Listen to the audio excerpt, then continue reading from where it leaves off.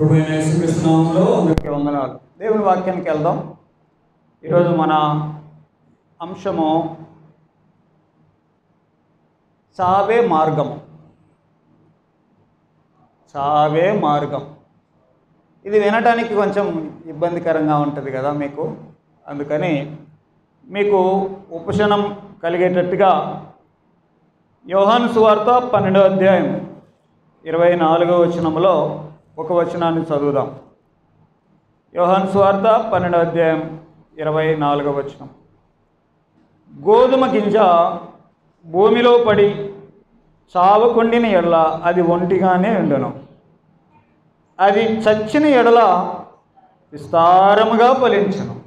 మరలా చదువుతున్నాను, అది చచ్చిన ఎడల విస్తారముగా ఫలించును అనే మాట మనం చూస్తాం. ఏదైనా ఫలించాలి అని అంటే విత్తనము అది ముందు చావాలి. చింతగింజ మనం నాటుతాం. ఆ చింతగింజ భూమిలో ముందు చచ్చిపోయి ఆ చచ్చిపోయినటువంటి ఆ విత్తనములు పగిలి అందులో నుండి మొలకొస్తుంది. అందుకని బైబిల్ గ్రంథం ఏం చెప్తా ఉందనంటే, అది చచ్చిన ఎడల విస్తారముగా ఫలించును. ఒక విత్తనమే కానీ అది మొలకెత్తి ఫలించిన తర్వాత ఎన్ని విత్తనాలు అయితే అది విస్తారమైన ఫలం. దీన్ని ఆధారంగా చేసుకొని ప్రియమైన దేవుని పిల్లారా, మనం ఫలించాలంటే అసలు ఏం చేయాలి అని నేర్చుకునేటువంటి ఆ పాఠంలో భాగంగా ఈరోజు మన అంశము ఏంటది? సావే మార్గం. దేనికి మార్గం అంటే ఫలించడానికి సావే మార్గం. మొక్క ఫలించాలనంటే, విత్తనం ఫలించాలంటే ఆ విత్తనం చావాలి. మనిషి కూడా ఆత్మీయంగా ఫలించాలి అని అంటే దానికి సావే మార్గం అనేది మనం అర్థం చేసుకోవాలి. ప్రియమైన దేవుని పిల్లారా, చాలామంది దేవుళ్ళకి వచ్చిన తర్వాత ప్రభువులో నేను ఆత్మీయంగా ఎదగాలి, నేను ఆత్మీయంగా ఫలించాలి, నేను ఆత్మీయంగా ఉన్నత స్థితిలోకి వెళ్ళాలి, నేను ఆత్మీయంగా బాగుండాలి, నేను దేవునికి భయంకరంగా జీవించాలి, ఇలాంటి ఇంటెన్షన్ ప్రతి విశ్వాసలో ఉంటుంది. అందరికీ నేను ఆత్మీయంగా ఫలించాలి, నేను ఆత్మీయంగా ఫలించాలనే కోరిక ప్రతి ఒక్కరికి ఉంటుంది. అయితే అది అందరి జీవితాల్లో సాధ్యం కావటం లేదు.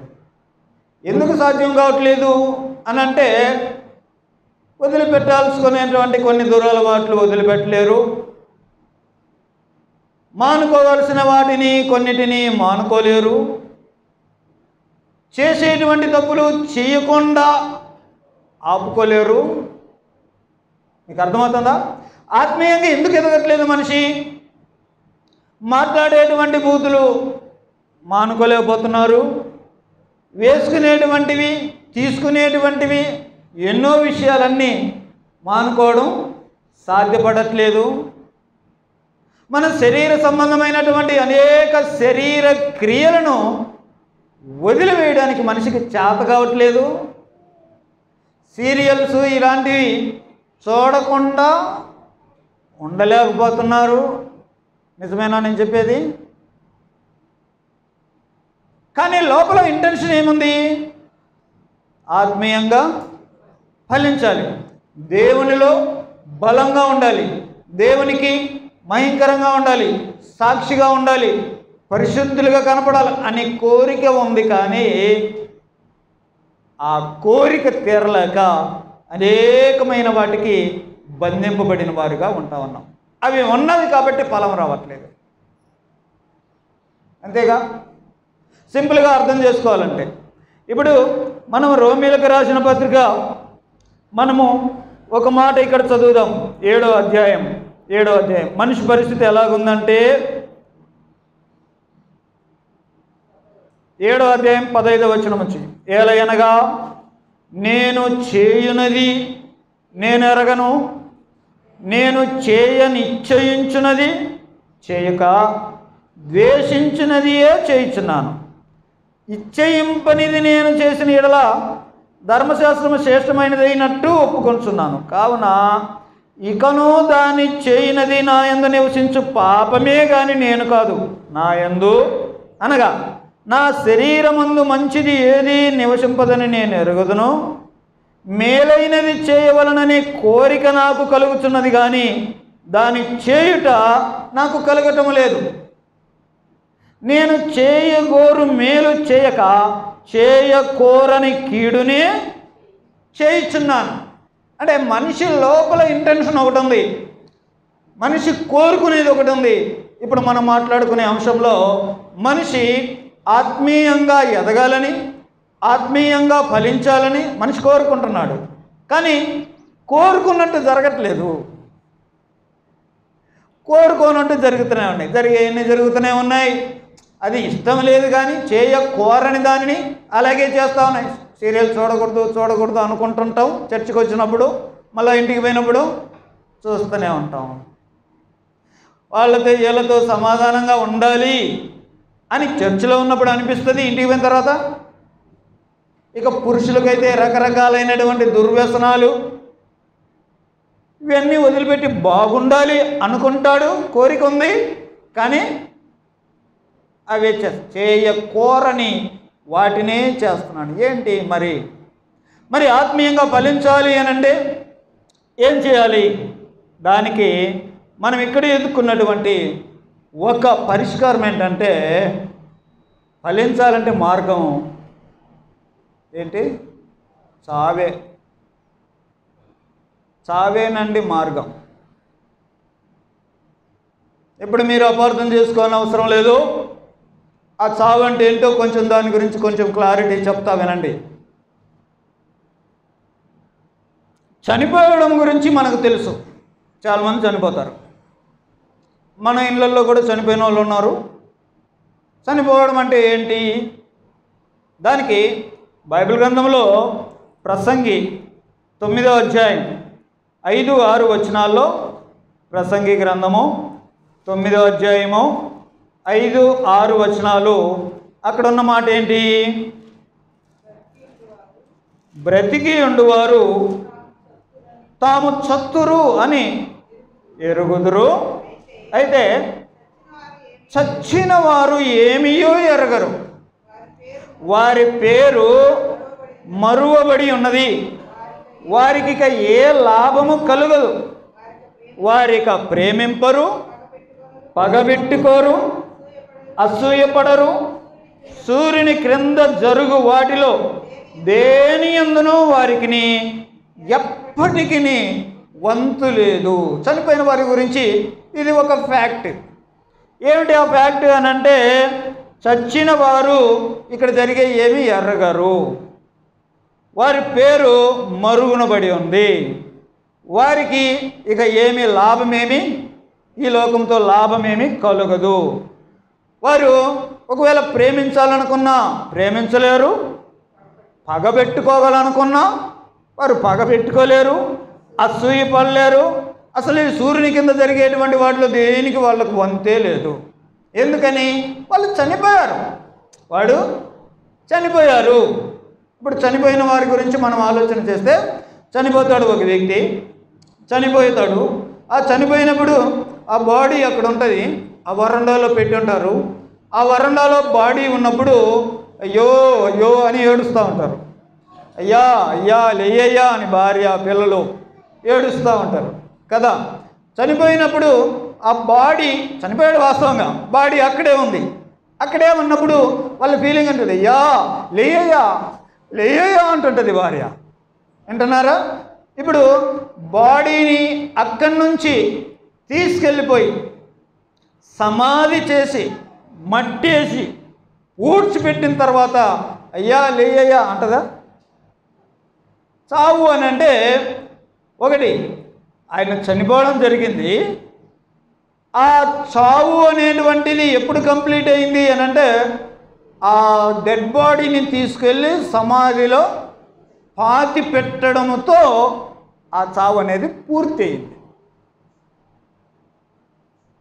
సమాధి చేయకుండా ఇంట్లోనే పెట్టుకొని ఆమె రోజు ఏడుస్తున్నట్టు, లేయ్యా లేయ్యా రాయ్యా చూడయ్యా అత్తొచ్చిందయ్యా మనవరాలు వచ్చిందయ్యా అంటుంటుందా లేదా?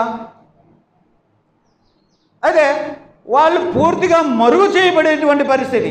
ఇక వారికి భూమి కింద జరిగే వాటిలో దేంట్లో వంతు లేని పరిస్థితి ఎప్పుడు వస్తుందని అంటే వాళ్ళని బరియల్ చేసినప్పుడు వస్తుంది, వాళ్ళని సమాధి చేసినప్పుడు. ప్రేమ దేవుని పిల్లరా, ఇది చావు అనేటువంటి విషయం మనకు అర్థమవుతుంది. చావును అర్థం చేసుకుంటే అది చనిపోవడం అని అంటే గుండె ఆగిపోతేనా, లేకపోతే రక్త ప్రసరణ ఆగిపోతేనా, లేకపోతే ఊపిరి ఆగిపోతేనా? ఏంటి చనిపోవడం అని అంటే? చనిపోవడం అంటే ఏంటి? మనిషిలో ఉన్నటువంటి ఆత్మ, మనిషి యొక్క శరీరము రెండు వేరొగటమే, అది చనిపోవడం. ఇది యేసుప్రభు వారికి జరిగింది. ఆ జరిగిన దాన్ని గ్రంథస్థం చేయబడితే అది మనకు తెలిసింది. ఆయన సిలువలో చనిపోయాడు. చనిపోయినప్పుడు జరిగినటువంటి సందర్భం ఏంటంటే ఆయనే అన్నాడు, ప్రభు దేవా నా ఆత్మను నీ చేతికి అప్పగించుకుంటున్నాను, నా శరీరాన్ని మిగతా ఇద్దరు మనుషులు తీసుకొని వెళ్ళి భూస్థాపన చేస్తాను. ఇలాగ నా బాడీ స్పిరిట్ రెండు డివైడ్ అయినప్పుడు, వేరు చేయబడ్డప్పుడు, సపరేట్ చేయబడ్డప్పుడు అది మరణం. అర్థమవుతుందండి? ఆ మరణాన్ని ఎప్పుడు పూర్తవుతుంది? ఆ మరణం అనే ప్రక్రియ అని అంటే ఒకళ్ళు భూస్థాపనమైనప్పుడు జరుగుతా. యేసుప్రభు వారు ఇలాగనే ఆయన మన కోసం భూమి మీదకి వచ్చాడు. ఫిలిప్పీలకు రాసిన పత్రిక 2వ అధ్యాయము, ఫిలిప్పీలకు రాసిన పత్రిక 2వ అధ్యాయము 8వ వచనములో చదువుదాం. మరియు ఆయన ఆకారమందు మనుష్యుడిగా కనపడి మరణము పొందునంతగా, అనగా శిలువ మరణము పొందునంతగా విధేయత చూపిన వాడై తన్ను తాను తగ్గించుకొనెను. అందుచేతను పరలోకమందున్న వారిలో కానీ, భూమి మీద ఉన్న వారిలో కానీ, భూమి కింద ఉన్న వారిలో కానీ ప్రతివాని మోకాలు యేసు నామముల వంగునట్లును, ప్రతివాని నాలుకయు తండ్రి అయిన దేవుని మహిమార్థమై యేసుక్రీస్తు ప్రభువు అని ఒప్పుకొనున్నట్లును దేవుడు, చూడండి ఆయనను అధికముగా హెచ్చించి ప్రతి నామమునకు పైనామమును ఆయనకు అనుగ్రహించండి. ఇప్పుడు యేసుక్రీస్తు చూడండి, యేసుక్రీస్తుకు ఎప్పుడండి అంత ఉన్నతమైన హోదా వచ్చింది? అన్ని నామముల కంటే పైనామం. అంతేకాకుండా అధికముగా హెచ్చించి ఎప్పుడు వచ్చింది అది? ఆయన చనిపోయాడు, ఆ తర్వాత అంతగా హెచ్చించబడ్డాడు. మీకు అర్థమవుతుందా? యేసుప్రభు వారు భూమి మీద 3.5 సంవత్సరాలు సేవ చేస్తూ వచ్చాడు. అప్పుడు దేవుని చేత హెచ్చింపబడ్డాడు అని ఉందా? యేసుక్రీస్తు ఆయన ఎంతగా తగ్గించుకున్నాడు అని అంటే మరణము పొందునంతగా. ఆయన మరణానికి ఒక యూనిక్నెస్ ఉంది. అందరూ మరణించినట్టు మరణించిన మరణం కాదది. అది మనుషులందరి కొరకు నియమించబడిన మరణం. అనేకుల పాపములకు క్రయధనముగా, విమోచన క్రయధనముగా చెల్లించబడటానికి వచ్చినటువంటి మరణం అది. అంతేకాకుండా రోమీలకు రాసిన పత్రిక 8వ అధ్యాయంలో 3వ వచనం 4వ వచనం చదువుదాం. శరీరమును అనుసరింపగా ఆత్మమును అనుసరించే నడుచుకును మనయందు ధర్మశాస్త్ర సంబంధమైన నీతి విధి నెరవేర్చబడవలనని పాప పరిహారము నిమిత్తం, అదిగోండి పాప పరిహారము నిమిత్తం దేవుడు తన సొంత కుమారుణ్ణి పాప శరీరాకారముతో పంపి ఆయన శరీరమందు పాపమునకు శిక్ష విధించెను, అందుకనే ఆయన చనిపోయాడు. కాబట్టి యేసుక్రీస్తు యొక్క మరణము యొక్క ఆ స్పెషాలిటీ అనేకుల పాపాల యొక్క విమోచన కార్యం అందులో ఉంది. అది ఒక యునిక్నెస్. ఇప్పుడు దాని కొరకైనటువంటి ఆ పనిలో ఆయన ఎంతగా విధేయత చూపాడు అనంటే చనిపోయేంతగా. యేసు ప్రభు చనిపోయేంతగా విధేయత చూపాడు.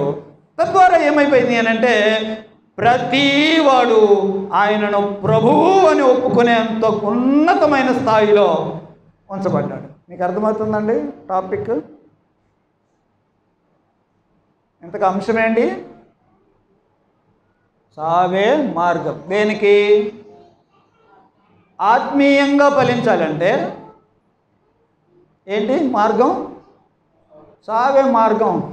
ఇప్పుడు యేసుక్రీస్తు యొక్క ఆ చావు యేసుక్రీస్తును ఏ స్థాయిలో పెట్టిందో మనం చూస్తాం.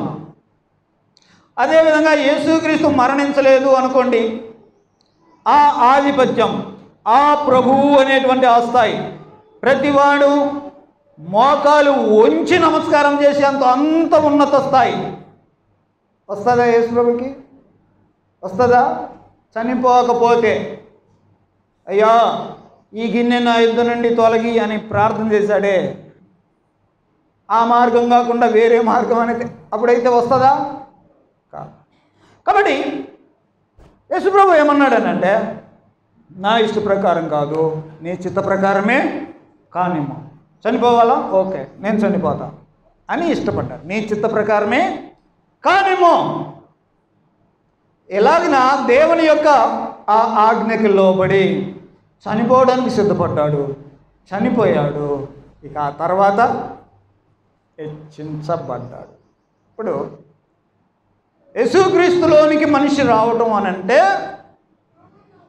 సరిగ్గా అర్థం చేసుకోవాలి మనం. ఒకళ్ళు క్రైస్తవులుగా మారాలి అనంటే ఎలా మారుతాడు అనమాట? క్రైస్తవ కుటుంబంలో పుడితేనో, చర్చికి వెళ్తేనో, చందా వేస్తేనో కానే కాదు. నువ్వు గుడికి వెళ్ళినంత మాత్రానో లేకపోతే గుడి కట్టించినంత మాత్రాన నువ్వు క్రైస్తవుడివేమీ కాలేవు.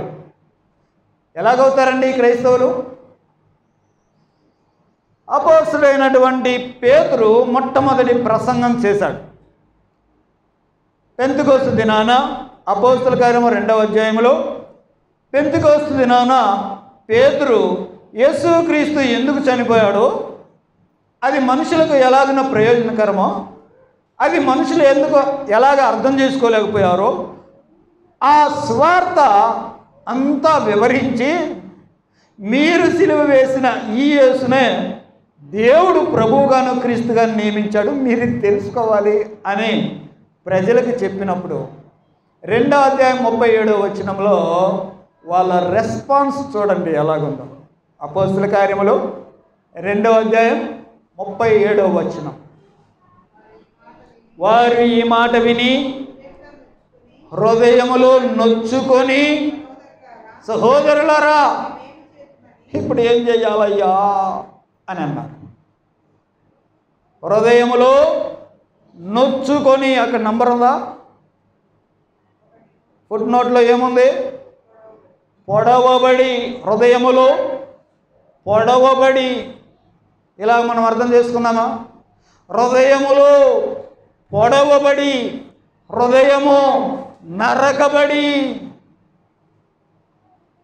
ఈ మాటల్ని అర్థం చేసుకుంటే చంపబడి చచ్చిపోయాం అని అర్థం చేసుకోవచ్చా? పొడవబడి అని అంటే అబ్బా. ప్రేమ దేవుని పిల్లరా, యేసుక్రీస్తు మన కొరకు చనిపోయాడు అనేటువంటి ఆ స్వార్థ నీకు అర్థమైతే నీ హృదయములో కూడా నువ్వు పొడవబడతావు. హృదయములో పొడవబడతావు. అబ్బా, నా పాప జీవితం అంతా ఇంత ఉందా, దాని కొరకు ఆయన ఇలాగున ప్రాణం పెట్టింది అని యేసుక్రీస్తు సువార్త నీకు అర్థమైతే హృదయములో పొడవబడాల, నరకబడాల. హృదయములో నొచ్చుకొని అనే మాట. అంతేకాకుండా అలాగ నొచ్చుకుంటుంటే అది దైవ చిత్తానుసారమైన దుఃఖము. అదే కదా, అయ్యలారా ఇప్పుడు మేమేం చేయాలయ్యా, పొరపాటు జరిగిపోయింది, తప్పు జరిగిపోయింది, మేము వెళ్ళింది రాంగు, మేము చేసింది తప్పు, మేము నడిచింది తప్పు, మేము ఆలోచించింది తప్పు, అసలు మేమే తప్పు. అది కదండి వాళ్ళ ఫీలింగ్. మీకు అర్థమవుతుందా? వాళ్ళు ఇలాగ అడుగుతున్నారు, అయ్యలారా ఇప్పుడు ఏం చేయాలి, మరి జరిగింది ఏదో జరిగిపోయింది, ఏం జరిగింది, తప్పా రైటా? జరిగింది, తప్పు జరిగింది, మేము జరిగింది తప్పు, మేము నడిచింది తప్పు, మేము ప్రవర్తించింది తప్పు, మా తప్పుడు జీవితాలు తప్పు. ఇది ఒకడు మారు మనసు పొందడానికి స్టార్టింగ్. యేసుక్రీస్తు సువార్త అర్థమైతే ఫస్ట్ నీ జీవితం ఎలాగుందో, దాన్ని ఎంత రాంగ్ వేలో వెళ్తుందో దాన్ని స్టాప్ చేయాలనిపిస్తా చూడు. అది మారు మనసుకి ప్రారంభం. ఆపడమే మారు మనసు అని కాదు. నీకు అర్థమవుతుందా? వీళ్ళు అడుగుతున్నారు, అయ్యలారా వారి హృదయంలో పొడవబడిన వారే, అయ్యలారా ఇప్పుడు మేమేం చేయాలని అంటే వాళ్ళకి ఆయన ఏం చెప్పాడు, మరి మీరు మార్పు నొంది పాపక్షమాపణ నిమిత్తం యేసుక్రీస్తు నామమున బాప్తిసం పొందండి అని చెప్పాడు. మారు మనసు పొంది బాప్తిసం పొందండి. మీకు ఇందాక చనిపోవడం అంటే ఏంటో కొన్ని చెప్పాను. ఊపిరి ఆగిపోయింది, సావు కంప్లీట్ అయిందా? గుండె కొట్టుకోవడం ఆగిపోయింది, సావు కంప్లీట్ అయిందా? బాడీని తెచ్చి ఇంటికి తెచ్చి పెట్టారు, తీసుకొచ్చారు, అక్కడ చచ్చిపోతే సావు కంప్లీట్ అయిందా?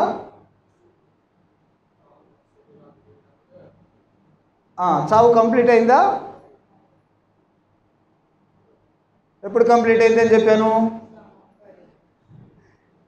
పూడ్చిపెడితే ఆ చావు లేకపోతే మరణం అంతా కంప్లీట్ అవుతుంది అని అర్థం.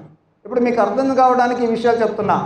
ఎందుకనంటే ఈనాటి కాలంలో దేవునిలోనికి రావటం, యేసుక్రీస్తులోనికి మనిషి రావాలి అని అంటే సరిగా అర్థం కావట్లేదు జనాలకి.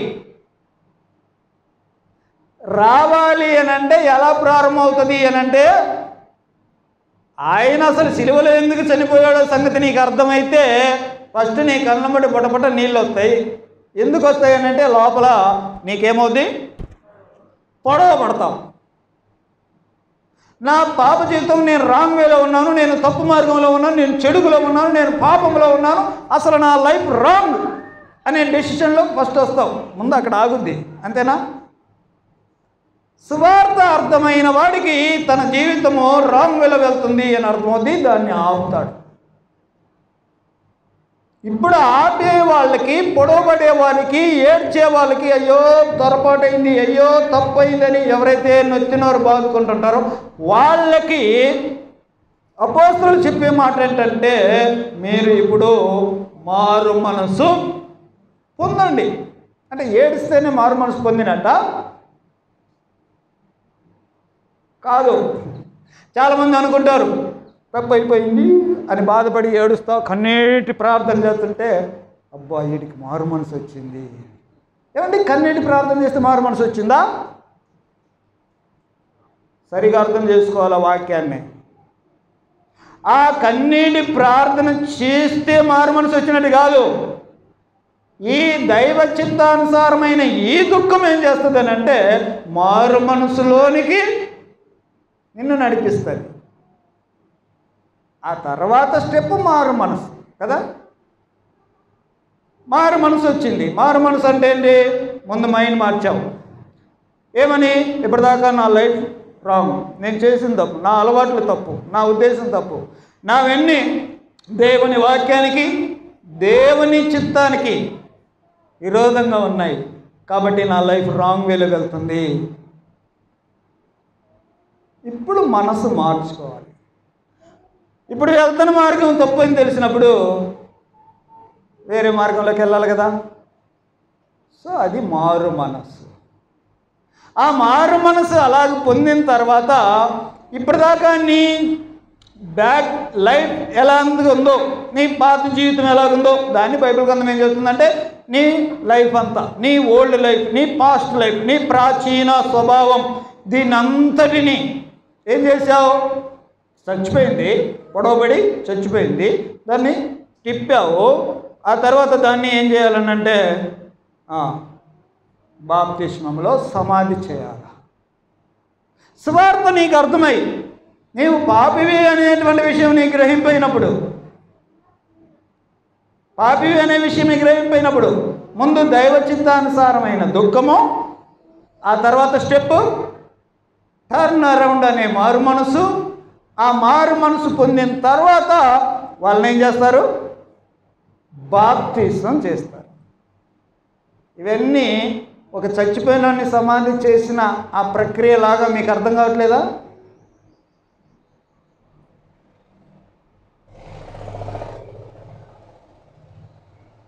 ఇలాగున నమ్మి బాప్తిసం పొందినవాడు రక్షింపబడతాడు. మరొకసారి జ్ఞాపకం చేస్తా, ఇలాగ చచ్చిన వాడే విస్తారంగా ఫలిస్తాడు. అది ఎందుకయ్యా మనుషులు ఫలించట్లేదు అనుకుంటున్నాం? ఆత్మీయంగా ఉండాలని అనుకుంటున్నాం, ఆత్మీయంగా ఎదగాలని అనుకుంటున్నాం, ఆత్మీయంగా పరిశుద్ధంగా ఉండాలని అనుకుంటున్నాం, అనేకులకు సాక్షులుగా ఉండాలని ఎన్నెన్నో కోరుకుంటున్నాం. అవి జరగట్లేదు. కారణం ఏంటి? సరిగా చావలేదన్నమాట. నీకు అర్థమవుతుందమ్మా? చర్చికి వస్తున్నావు లేదా పాటలు పాడతావు, జరుగుతూ ఉంటాయి. అసలు అది జరిగిందా? ఇప్పుడు యేసుక్రీస్తుకండి ఎందుకండి అంత ఉన్నత స్థాయి వచ్చింది? ఎందుకు వచ్చింది? చనిపోవడాన్ని బట్టే వచ్చింది కదా. మరి నీవు కూడా చనిపోతేనే కదా ఆత్మ సంబంధమైన ఫలం.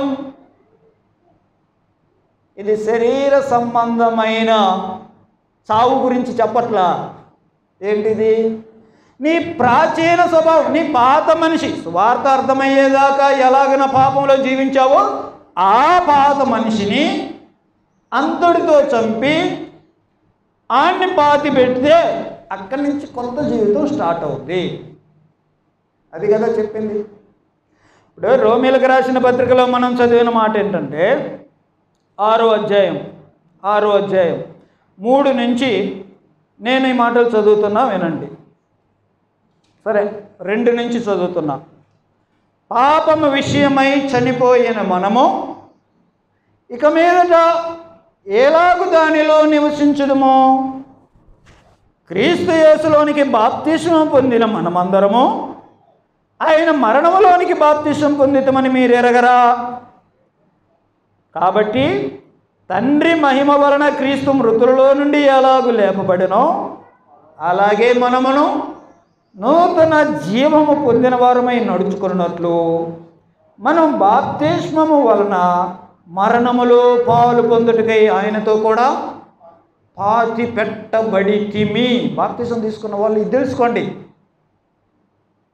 ఏమయ్యారు? మీరు పాతి పెట్టబడ్డారు. ఎక్కడ? యేసుక్రీస్తు మరణములో మీరు కూడా పార్టేక్ ఉన్నట్లుగా, పాలి భాగస్థులు ఉన్నట్లుగా. బాప్తిసం తీసుకున్న వాళ్ళు అని అంటే వాళ్ళు యేసుక్రీస్తు సిలువలో నా కొరకు చనిపోయాడనే సంగతిని అర్థం చేసుకొని ఆ మరణములో పాలి భాగస్థులు అయినట్టుగా ఆయన చనిపోయి సమాధి చేయబడ్డాడు కదా, దాన్ని నీ జీవితంలో చూపిస్తూ నువ్వు బాప్తిసం తీసుకున్నావు. ఆయనతో కూడా పాతి పెట్టబడితిమి. ఏమండి? ఫస్ట్లో చదువుకున్న వచనం ఏంటి? గోధుమ గింజ చచ్చితే కదా విస్తారంగా ఫలించేది. మరి ఆత్మీయంగా నువ్వు ఫలించాలని అంటే నువ్వు చేయాల్సిన పని ఏంటి? చావాలా. అందుకని ఈరోజు మన టైటిల్ చావే మార్గం అని పెట్టా. మీకు ఫస్ట్ ఏమనిపించింది ఆ మాట విన్నప్పుడు? ఇప్పుడేమనిపిస్తుంది? మనం సరిగా చచ్చిపోలేదు, అందుకని సరిగా మనలో ఫలం, విత్తనం సరిగా చావలే, విత్తనం చావకుండా కుళ్ళిపోయింది అనుకోండి, ఫలిస్తుందా మళ్ళా? అది ప్రాబ్లం. మనం అసలు సరిగా చనిపోలా. ఇప్పుడు 2వ వచనం చదువుదాం ఒకసారి. ఇక్కడ జ్ఞాపకం చేసుకుంటే రోమీయులకు రాసిన పత్రిక 6వ అధ్యాయం 2వ వచనం. ఇక్కడ చదివిన మాట ఏంటి? పాపం విషయమై చనిపోయిన మనం ఇక మీదట ఎలాగూ దానిలో జీవించదుమో. ఈ మాట మీకు అర్థమైందా? ఇప్పుడు నువ్వు క్రైస్తవుడు కావడానికి 3 మాటలు జరగాలని చెప్పాం కదా. ఏమేంటి? హృదయంలో పొడవబడి, నొచ్చబడి, చంపబడి, నరకబడి, తర్వాత మారు మనసు పొంది, మారు మనసు అంటే నీ మనసుని మార్చుకొని ఆ పాత మనిషిని పాతి పెట్టావు కదా, అలాంటి కన్వర్షన్ కదా కావాల్సింది. ఓకే, ఆ పాపం విషయమై చనిపోయినటువంటి మనం ఎలాగూ దానిలో జీవించదుమో అని అంటే మీకు అర్థమైందా ఈ మాట? వాడు తాగుబోతు అయిన వాడు సువార్త విన్నాడు, అర్థమైంది. తాగుబోతులకు పరలోకం లేదని అర్థమైంది. ఆ పాపానికి శిక్ష యేసు ప్రభువు భరించాడని అర్థమైంది. ఆ విషయంలో పశ్చాత్తాపడ్డాడు, ఆ విషయంలో మారు మనసు పొందాడు. ఆ తాగుడి జీవితంలో చచ్చిపోయాడు, బాప్తిసం తీసుకొని చచ్చిపోయాడు, పాతి పెట్టబడ్డాడు. ఆ చావు అంతటితో కంప్లీట్ అయింది. నెల తర్వాత మళ్ళా ఇదే సుబ్బడు అక్కడ తాగుతా కనపడ్డాడు. అంటే ఆ తాగుడు సుబ్బడు చచ్చాడా? కనపడుతున్నాడు కదా. ఇందాక మనం చూసాం ప్రసంగిలో, ఒకడు చనిపోయాడు అని అంటే ఈ సూర్యుని కింద జరిగే దేంట్లో వాడికి ఉండదు. తాగుబోతు చనిపోయి క్రైస్తవుడు అయ్యాడు అని అంటే మళ్ళా తాగుడు కనపడదు. జోదగాడు చనిపోయి క్రైస్తవుడు అయ్యాడు అంటే మళ్ళా వాడిలో జోదం కనపడదు. ఒక వ్యభిచారి చనిపోయి క్రైస్తవుడు అయ్యాడు అని అంటే మళ్ళా వ్యభిచారం వాడిలో కనపడదు. ఏ పాపం అన్న అదే ఇక్కడ అర్థం చేసుకునేది. పాపం విషయమే చనిపోయిన మనం మళ్ళా ఎలాగ దాంట్లో ఉంటాం? మళ్ళా కనపడుతుంది అని అంటే ప్రాబ్లం ఏంటనమాట? సరిగా చచ్చిపోలే విత్తనం. అక్కడ ఫలం సరిగా రాలేదు అని అంటే ఇక్కడ సరిగా చచ్చిపోలేదు. ఆత్మీయంగా నేను ఫలించాలని కోరికుంది కానీ ఫలించలేకపోతున్నావు. ఏమైంటది సమస్య? సరిగా చచ్చిపోలేదు, నీ కన్వర్షన్ సరిగా లేదు. ఇది అర్థం చేసుకోవాలి. ఏమైనా దేవుని పిల్లారా, ఇలాగ చనిపోవడం అనే విషయాన్ని సరిగా అర్థం చేసుకోవాలి. ఈనాడు చాలామంది క్రైస్తవులు అవ్వడం అని అంటే ఈజీ తీసుకుంటున్నారు. మందిరానికి వెళ్తుంటే లేకపోతే ఈ పిలిచేవాళ్ళు కూడా ఎలా పిలుస్తున్నారు అని అంటే, దేవుడు మీ జీవితాల్లో అద్భుతాలు చేస్తాడు, నమ్మండి, నమ్మితే దేవుడు మీ జీవితంలో నీ కుటుంబంలో కార్యాలు చేస్తాడు, నీ గడ్డలు పోతాయి, నీ అప్పులు పోతాయి, నీ పెళ్ళిళ్ళు అవుతాయి. ఇలాగన చేస్తూ ఉన్నారు. జనాలు వేలకు వేలు వస్తూనే ఉన్నారు. కన్వర్షన్ ఏది? మారు మనసు గురించిన బోధ ఏది? పాత జీవితం పాతిపెట్టు అనే బోధలే. మరి వాళ్ళల్లో నుంచి స్పిరిచువల్ ఫ్రూట్స్, స్పిరిచువల్ ఫ్రూట్, ఆత్మ ఫలం అందులో నుండి వస్తుందా అండి? వస్తుందా?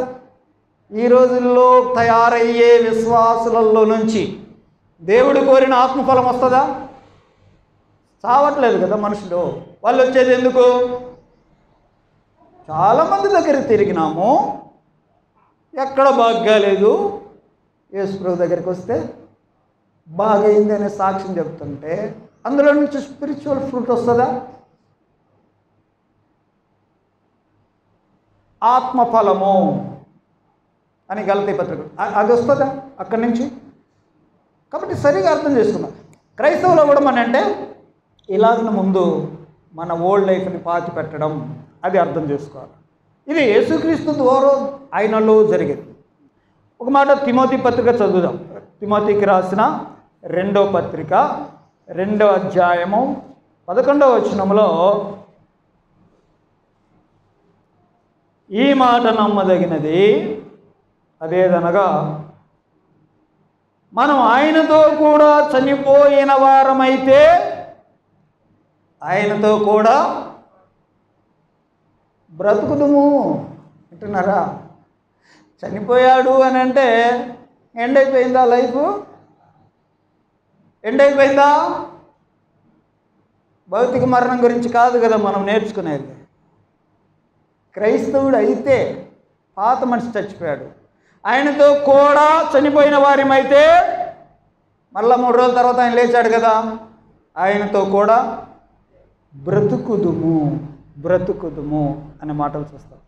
ఇవి సరిగా అర్థం చేసుకోవడానికి రోమీయులకు రాసిన పత్రిక 6వ అధ్యాయం మనం బైబిల్ పఠనంగా చదువుకున్నాం. ఇందులో 7వ వచనం ఉంది, చనిపోయిన వాడు పాప విముక్తుడు అనే తీర్పు. చనిపోయినవాడు, వాడు చచ్చిపోయాడు కాబట్టి ఇక వాడు ప్రేమించడు. మీకు అర్థమవుతుందా? చచ్చిపోయాడు, ప్రేమించడు, పగబెట్టుకోడు, అసూయపడ్డు. ఇవన్నీ అర్థం చేసుకోండి ప్రియులారా. పాపములో ఉన్నప్పుడు ఒకప్పుడు నువ్వు దాన్ని ప్రేమించావు, మరి ఆ మనిషి చచ్చిపోయాడు కదా, మళ్ళా ఎందుకు ప్రేమిస్తాడు? మీకు అర్థమవుతున్నాయా ఈ మాటలన్నీ? దేవుళ్ళలోకి రాకముందు అతను నీకు పడలేదు, అతనంటే అసూయ, అతనంటే ద్వేషం. వాడు చచ్చిపోయాడు కదా, ఇప్పుడు ఎదురుపడ్డాడు మనిషి, ఏం చేయాలి? అదే ద్వేషము అదే అసూయ ఉంటే పాత మనిషి చచ్చిపోయినట్ట లెక్క. అర్థం చేసుకోండి. చనిపోయిన వాడు పాప విముక్తుడు.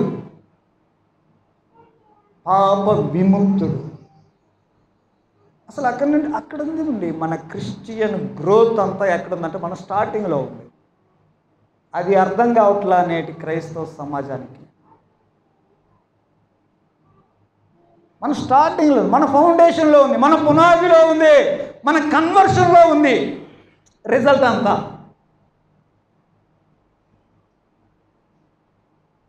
అది అర్థం చేసుకుందాం. ఇక్కడ 7వ అధ్యాయంలో రోమీయులకు రాసిన పత్రిక 7వ అధ్యాయం, సహోదరులారా, మనుష్యుడు బ్రతికినంతకాలమే ధర్మశాస్త్రము అతని మీద ప్రభుత్వం చేయుచున్నది అని మీకు తెలియదా? 2వ వచనం, భర్త గల స్త్రీ భర్త బ్రతికి ఉన్నంత వరకే ధర్మశాస్త్రము వలన అతనికి బద్ధురాలు, కానీ భర్త చనిపోయిన ఎడల భర్త విషయమై ధర్మశాస్త్రం నుండి ఆమె విడుదల పొందింది. కొంచెం అర్థం చేసుకోండి, వాక్యం డీప్గానే ఉంటుంది. ఇప్పుడు ఈ ఓల్డ్ని విడిచిపెట్టడం, కొత్తదాన్ని తీసుకోవడం, ఈ విషయాలు అర్థం కావడానికి మరి ఒక ఉపమానాన్ని ఇక్కడ చెప్తున్నాడు. ఇప్పుడు ఒక భార్య ఉంది, ఆ భార్య పెళ్లి చేసుకుంది. పెళ్లి చేసుకునేటప్పుడు మీకు తెలుసుగా ప్రమాణాలు, వాటిలో బేసిక్గా ఉండే ప్రమాణాలు చెప్తారా? ముఖ్యమైనవి వాటిలో ప్రమాణాలు, చేసే ప్రమాణాలు: లోబడుట, ప్రేమించుట. ముఖ్యమైనవి చెప్పానా? మరణము మనలను ఎడబాసేదాకా ఉంటుంది కదా. అంటే ఒక ఆమె మ్యారేజ్ డెసిషన్ తీసుకుంటుంది, ఒక పురుషుణ్ణి భర్తగా ఒప్పుకొని ఆ భర్తను స్వీకరిస్తుంది అని అంటే డెసిషన్ ఎలా తీసుకుంటుందన్నమాట? చచ్చేదాకా, మరణము వేరు చేసేదాకా నేను నీ భార్యనే అంటది కదా. ఇలా ఒక ఆమె పెళ్లి చేసుకుంది. ఆ భర్త ఎలాంటి వాడంటే చండశాసనుడు, ఈమెను విపరీతంగా కొడతాడు. ఈమె రక్తం కళ్ళ చూడని రోజు లేదు, అంత క్రూరంగా ప్రవర్తిస్తాడు భార్య ఎడల. రోజు విపరీతమైన దాడి, హింస. అలాంటి భర్త ఉన్నాడు ఆమెకి. ఆమె ఏమనుకుంటుంది అంటే, ఈ దాంపత్యము నాకొద్దు, ఈ పెళ్ళి నాకొద్దు, ఈ వివాహము నాకొద్దు, ఈ భర్త నాకు వద్దు, ఈ భర్త కింద నేను బతకలేను అని అనుకుంటుంది. కోరుకుంటుందా లేదా? రోజు ఆ బాధలు ఎక్కడ పడుతుందండి? అనుకుంటుంది. కానీ నిబంధన, ధర్మశాస్త్రాన్ని బట్టి నిబంధన చేసింది కదా. ఎక్కడ దాకాని? మరణము మనల్ని వేరు చేసేదాకా అన్నది కదా. మరి ఇప్పుడేమో రోజు రక్తం చూడాల్సి వస్తుంది. ఏం చేయాలి? ఈమె మనసేమో దాంట్లో నుంచి, ఆ పెండ్లి బంధం నుండి ఆమె బయటికి రావాలని కోరుకుంటుంది. వస్తుందా? ఇలాగుంది ఆమె పరిస్థితి అనుకోండి. అయితే ఆమెకు వద్దా? విడుదల వద్దా? రోజు రక్తం చూస్తుందంట, బయటికి రావద్దా ఆమె? ఎలా సాధ్యమవుద్ది? భర్త చచ్చిపోతే ఫ్రీ అవుతుంది కదా. ఇట్లనే చచ్చిపోయాడు. ఆమె అమ్మయ్య, ఈ బంధం ఇంతటితో పోయింది, నాకు విడుదలైంది అనుకుంది. సరే, వయసు అయిపోలేదు కాబట్టి, మళ్ళీ భర్త ఉండాలి కాబట్టి ఇంకో పెళ్లి చేసుకుంది. ఈ భర్త ఎలాంటి వాడంటే, ఏమనేమి రక్తం కళ్ళ చూసేటట్టు కొట్టట్లేదు, గాయపరచట్లేదు, మంచిగానే భోజనం అంతా పెడుతున్నాడు. చాలా సిన్సియర్గా ఉంటాడు ఈ మనిషి. ఎంత సిన్సియర్గా, ఎంత స్ట్రిక్ట్గా ఉంటాడంటే, ఉదయం నేను లేచేసరికి టీ నా కాడ ఉండాలా. నీ పని అదే కదా ఇంట్లో. ఓకే అయ్యా, సరేనయ్యా. లేచేసరికి టీ ఉండాలి. పొద్దున్నే 6 గంటలకు లేచిండేమో అని చూసింది, లేయిలా. లేచేసరికి ఏముండాలంట? కాబట్టి ఏం రెడీ చేసి పెట్టాలా? టీ రెడీ చేసి పెట్టింది. 6:15 వచ్చి చూసింది, కదల్లా. మళ్ళా వెనక్కిపోయింది. మధ్యలో లేకపోద్దు నన్ను అన్నాడు. స్ట్రిక్ట్గా ఉన్నాడు మనిషి. మధ్యలో నన్ను డిస్టర్బ్ చేయవు, నీ పనిలో నేను డిస్టర్బ్ చేయను, నా పనిలో నువ్వు డిస్టర్బ్ చేయ, ఇట్లాంటివన్నీ స్ట్రిక్ట్లు ఉన్నాయి కాబట్టి మధ్యలో పోయి కదిలేయడానికి ధైర్యం చాలట్లా. ఎప్పుడు లేస్తుందో తెలియదు. టీ ఏమో మాటికి రెడీ చేసి పెడుతుండాలా. 8 గంటల దాకా లేయట్లా. 2-3 గంటలు ఎంత టెన్షన్ ఆమెకి, వింటున్నారా?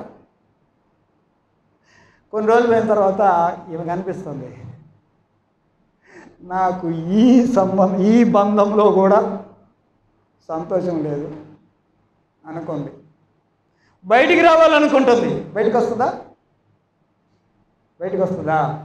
ఎందుకు రాదు? నిబంధన కదా. మరణము మనల్ని వేరు చేసేదాకా. మరి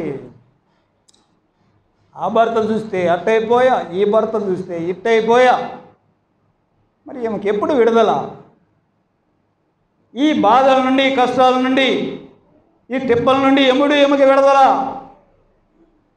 ఒక రోజున ఆ రెండో వాడు చచ్చిపోయాడు.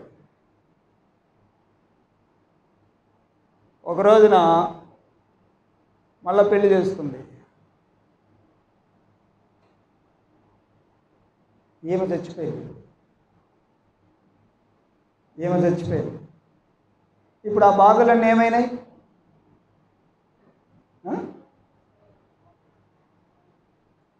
రక్తం చూసే బాధ, టెన్షన్ పడే బాధ, ఇవన్నీ ఏమైపోయినాయి? ఏమో చచ్చిపోయింది. ఉన్నాయా ఇవన్నీ? మీరు అర్థం చేసుకోండి, ఆత్మీయమైన విషయాలు అర్థం చేసుకోండి. చనిపోయిన వాడు పాప విముక్తుడు అని అంటే మన పైన మనం దేనికి దాసులమై ఉంటాం? అవి చచ్చిపోతాయి, అయినా మనకు విడుదల రాదు. మీకు ఎగ్జాంపుల్ చెప్తా. మొదటి భర్త అని ఒకరిని చెప్పానే, హింసించేవాడని.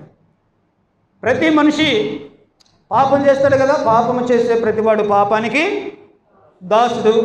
పాపానికి దాసుడైన వాడు అన్నీ నష్టపోతుంటాడు. ఆరోగ్యం నష్టపోతాడు, డబ్బులు నష్టపోతాడు, అన్నీ నష్టమే. సుఖం ఉండదు, శాంతి ఉండదు, నెమ్మది ఉండదు. అలాంటి పరిస్థితే కదా వానిది. అంటున్నారా? పాపానికి దాసుడైన వాడు పాపం చేస్తూ బ్రతుకుతూ ఉన్నాడు. పాపానికి దాసుడైన వాడు. భార్యాభర్తలు ఎలాగిన భర్తకి ఈ భార్య సబ్మిట్ అయిందో, పాపానికి ఒకడు సబ్మిట్ అయ్యి పాపాన్ని కొనసాగిస్తూ ఉంటాడు. ఎప్పటిదాకా? చచ్చేదాకా. అంతే కదా. బయటికి రావాలనుకుంటున్నాం, అదే చెప్తున్నా, పాపం నుండి బయటికి రావాలనుకుంటున్నాం, కానీ రాలేక పోతున్నాడు మనిషి. దాని కొరకు దేవుడు ఏం చేశాడంటే, ఆ మొదటి భర్తను చంపినట్టుగా పాపాన్ని చంపేశాడు. పాపమెరుగని ఆయనని పాపముగా మార్చి ఆ పాపానికి శిక్ష విధించెను. చదివారా ఈ మాటలు? రోమీయులకు రాసిన పత్రికలో, కొరింథీ 2వ పత్రికలో కదా. ఆ ఫస్ట్ భర్తను చంపినట్టుగా మనిషి ఏదైతే పాపానికి లోబడి దాసులుగా ఉంటున్నాడో ఆ పాపాన్ని చంపేశాడు. సరే, పాపం చచ్చిపోయింది కదా, మరి విడుదల వచ్చిందా? విడుదల వచ్చిందా? ఆత్మీయమైన ఫలం వచ్చిందా? ఆత్మీయమైన సంతృప్తి వచ్చిందంటే రాలా. రెండో భర్త అన్నట్టు ఒక నామకార్థ భక్తిలో పడిపోయింది. ఈ నామకార్థ భక్తి ఏంటంటే, ఇలా చేయాలా, అలా చేయాలా, ఇన్ని గంటలకు రావాలా, అన్ని గంటలకు పోవాలా, అన్ని రూల్స్ రెగ్యులేషన్స్, ఇంత కట్టడ ఇవ్వాలా, ఇంత భోజనాలు పెట్టాలా, ఇంతమందికి చేయాలా, పాస్టర్కి ఎంత ఇవ్వాలా, ఇంటింటికి ఎంత ఇవ్వాలా, ఇవన్నీ రూల్స్ పెట్టేసి, ఇదే కదా రెండో భర్త సిస్టమ్. ఇలాంటి ధర్మశాస్త్రాన్ని కూడా యేసుప్రభు కొట్టేశాడు. నువ్వు నిజంగా ఫ్రీ అవ్వాలంటే నువ్వు చావాలా. పాత జీవితంలో మనమే కరెక్ట్గా చావాలా. అప్పుడు మనకి బెస్ట్ లైఫ్ స్టార్ట్ అవుతుంది. ఈ విషయాన్ని మనం అర్థం చేసుకోవచ్చు. పిల్లరా, ఇక్కడ రోమీయులకు రాసిన పత్రికలోకి వద్దాం. రోమీయులకు రాసిన పత్రిక 6వ అధ్యాయం 11వ వచనం. అటువలే మీరును పాపం విషయమై మృతులుగాను, దేవుని విషయమై క్రీస్తు యేసునందు సజీవులుగాను మిమ్మల్ని మీరు ఎన్నుకొని, ఓ క్రైస్తవులారా, నువ్వు నిజంగా ఫలాలు కోరుకుంటే ఒకటి గుర్తుపెట్టుకో, నీవు పాపముల విషయమై మృతులువి. అది గుర్తుపెట్టుకో. ఇంకోటి ఏం గుర్తుపెట్టుకోవాలని అంటే, దేవుని విషయమై క్రీస్తు యేసునందు సజీవుడివి. పాపం విషయంలో నేను చచ్చాను, నూతన జీవాన్ని పొందుకునేటువంటి విధంగా బాప్తిస్మలో దేవునికి సంబంధించిన వాడిగా కొత్త వ్యక్తిని నేను. ఎవడైనా క్రీస్తునందున్న ఎడలవాడు నూతన సృష్టి. ఇలాగ రావాలా కన్వర్షన్.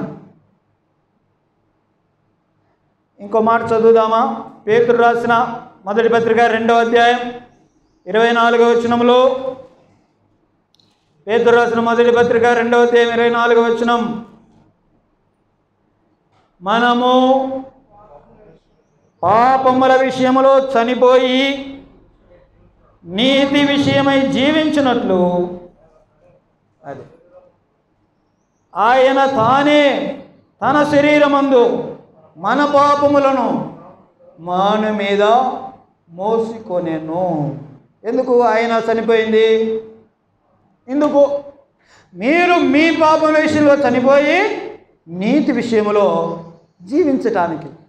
ఇందాక దేవుని విషయంలో సజీవులుగా ఎంచుకోండి అన్నాడు కదా. మరి దేవుని విషయంలో సజీవులుగా ఉన్నాడు అన్నాడు. దేవుడు నీతిమంతుడు, నువ్వు నీతిగా బతకడానికి అక్కడ చస్తే కానీ ఇక్కడ నీతిగా బతకడానికి వీలవదు. అవన్నీ ఎంట పెట్టుకొని వస్తాను, నేను అట్టనే ఉంటాను అని వాటిని వదిలిపెట్టకుండా అట్టనే ఉంటాను అని అంటే కుదరట్లా. ఆత్మీయంగా ఫలించాలి, ఎదగాలి, అభివృద్ధి పొందాలి అని అంటే కుదరట్లా. ఎందుకని? ఆ పాతదంతా అట్టనే ఉంది. అర్థమవుతుంది కదా మీకు? ఇంకొక వచనం చదువుదాం. కొలసీలకు రాసిన పత్రిక, కొలసీలకు రాసిన పత్రిక 3వ అధ్యాయము 2, 3 వచనాలు.